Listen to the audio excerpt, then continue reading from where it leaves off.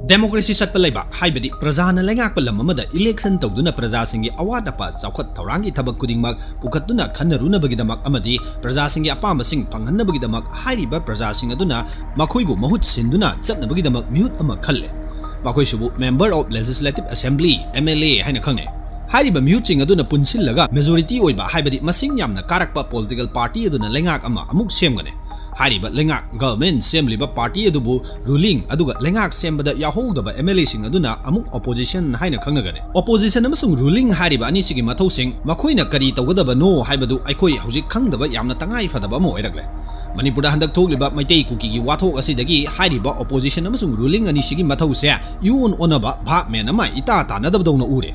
ruling government haibasigi khwaidagi maruoiba mathau ase state amadi nation ani dugi marakta leinariba administration gi thabak thoram kaya mapung phana pangthokpa matamga chanaba amadi lebak aduda thokliba issue samasya kaya thengnaba solve toba ngamnabagi damak amadi makoibu mihut oina thagalagliba praja sing adugi apama kaya piba ngamnaba anuba law kaya semnaba honaba amadi madubu implement tahonba law damak semlaga implement tawdrabadi haibadi law adu sizinnadrabadi channahandrabadi anuba law act semagi artha thoktre ruling government aduna lebak adugi development chawkhat thaurangi thabak kaya paikhanaba honabagi daita ingba chikpa shanti level lamdam ama oihanaba honaba haibasa makhugi mathaune aduga opposition haibasina hairiba lebak adugi chawkhat thaurangi thabak kaya adu paikhalakpada yawrakpa asoiba kaya puthoktu takpa government adugi thabak thauramsing adugi asoiba aran masing puthokpa chawkhat thaurangi thabak kaya khumang chawsinna paikhanaba pressure piba amadi government aduna semlakpa law singda asoiba aranba yawrabadi madubu chumthoknaba taksinba hairiba singse opposition adugi mathau singne adubu manipur da handak thokliba irang asina maram moiraga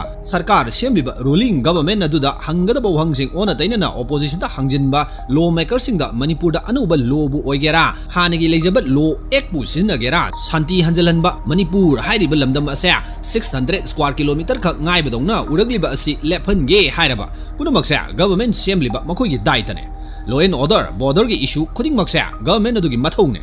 opposition leiriba makoina leibaki law semluba ngamgadaba nate mipum khudingmak security piduna sangthok changchin yahanba haibasisu government adugi makutta leigane